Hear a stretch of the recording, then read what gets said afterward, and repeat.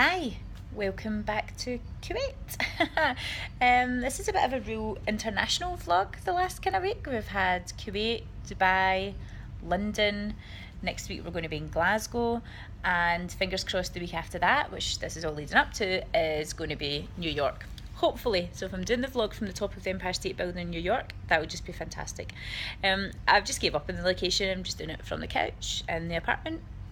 Yeah, sorry. I've not done it from here before though, so to be fair, I've done it from over the table and everything like that. But yeah, it's Monday night. It was a long weekend. Well, no, it was a really, really enjoyable weekend, but I always get quite anxious when I have whole weekends that don't involve work, because I always worry that I'm missing out on something and I'm going to miss something. So when I did get the chance to get the laptop out and get some work done, I would just tour straight into that and really neglected the vlog making and the social media, which was a shame.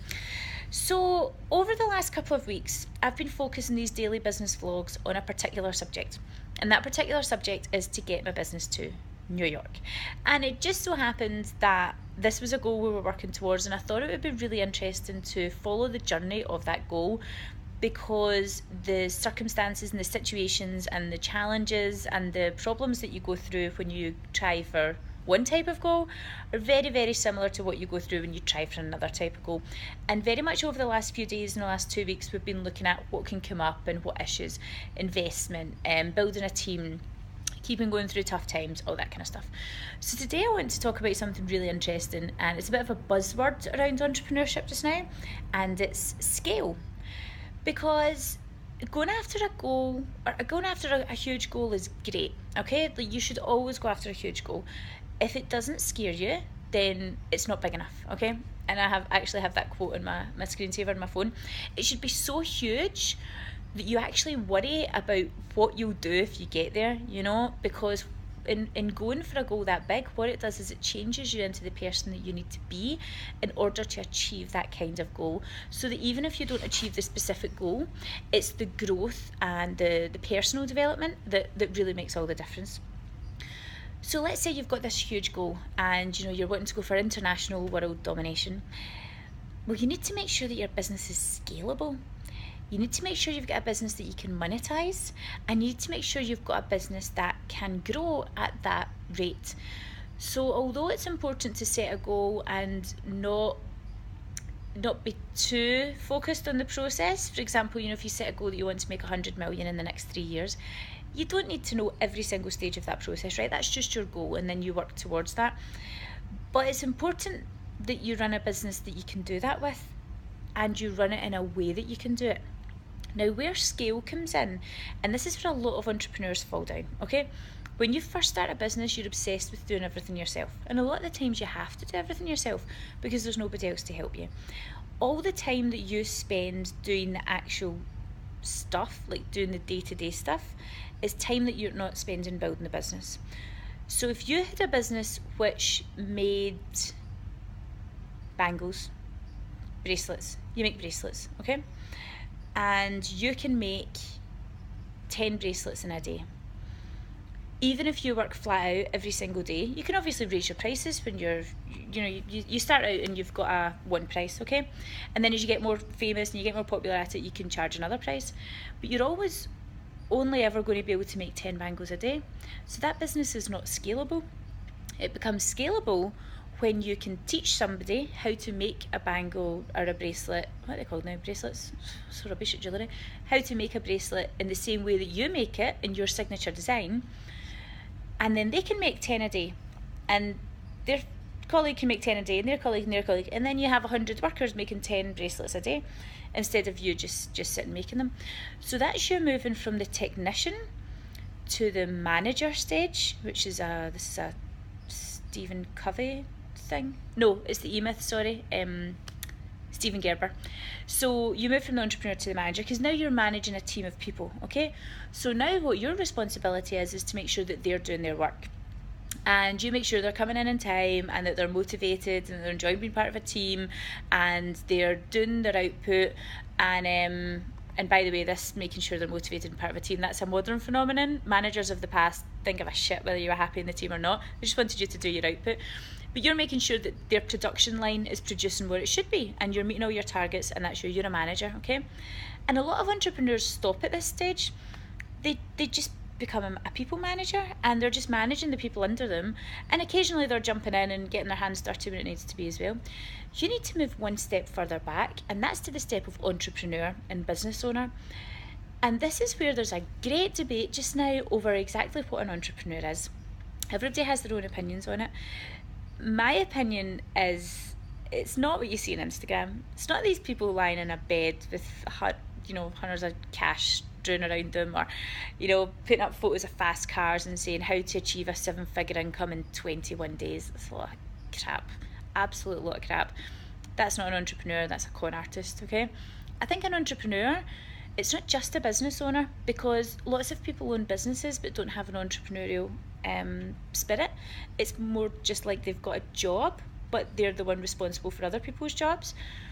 I think an entrepreneur is somebody who can manage and run and create and grow a business that then somebody else can run and grow and expand. Because then what you're doing is you're creating things, and you're creating all these businesses, and actually then what you can do is you can diversify. So you get a manager in place, or a CEO in place, managing your 100 bracelet makers, and then you can set up another business in a similar field, and then you have a business doing necklace making or shoes or handbags or whatever it is. You diversify, set up the business, put the systems and processes in place, and then train somebody else how to use them, and that makes you the entrepreneur, and that makes your business scalable. So if you've got a business which is Jane Smith Accountants, just make sure that all of your customers would be happy going to somebody who's not Jane Smith, if you want to be Jane Smith Accountants International, because you can't work in all of your different offices. So when you're at this stage where, we've spoke about, you've got a goal, you're going after it, you need investment, everything like that, just make sure that you're in a position where you can actually run that business from up here, looking down, rather than being involved in the day-to-day. And it's the hardest thing to do.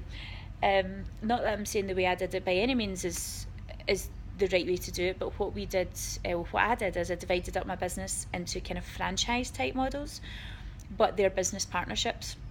So bringing somebody into the business partnership and giving them the opportunity to run their own area of an AME executive business, and they run it like it's their business, because it is their business.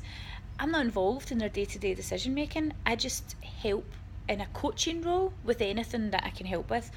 And I'm now coaching individual location-based teams of AME owners, which is fantastic, because that's what I love to do. It's been hard. It's been hard getting to that stage. It's been a very, very, very tough 6 months, making sure that we have these things in place and that the transition goes smoothly, and whose responsibilities what and all this kind of stuff. But we've really pulled through together as a team. And I think when you give other people the responsibility and you give other people some skin in the game, they're going to run that business like it's their own. They're going to treat it like it's their own, and that allows you to then go and do other ventures. I wouldn't be able to go to New York if I still had to sit at front reception in my business, which I did have to do like a year and a half ago.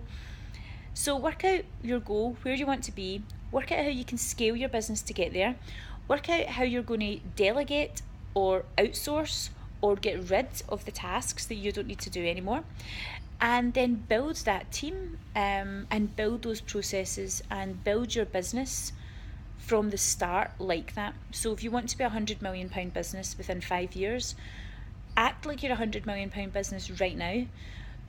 Employ the people that will get you there. Work out what your hierarchy and who you're going to bring in, what your job roles are going to be. And then what you do is, if you work out your job roles, so you've got, like, say, assistant and PA, and then you've got administrative manager and then senior manager or something like that, right? So what you do is you work at each of these roles and then sack yourself from that role by employing somebody to do that role, and you move up the rung. So you do all the jobs of an assistant, but then you hire an assistant, so you become their manager, and then you become their manager's manager, and then you go up until you're at the top, and at the top you're the entrepreneur. And then when everything is running without you there, that's when you have a totally scalable business. that you can then take to any corner of the globe. And that's how you get to your £100 million target. So that was scale. Tomorrow, I think we'll have a chat about when you know it's the right time to grow your business and what the considerations are that you have to think about, especially when you're going international. This is something I have way too much experience in right now, so I'll try and make it not overly negative. No, it's actually fantastic. It's been the best decision we ever made, and as tough as it is, it's going to just make it all the more rewarding. So I'll speak to you all tomorrow night. Okay, have a great night. Bye bye.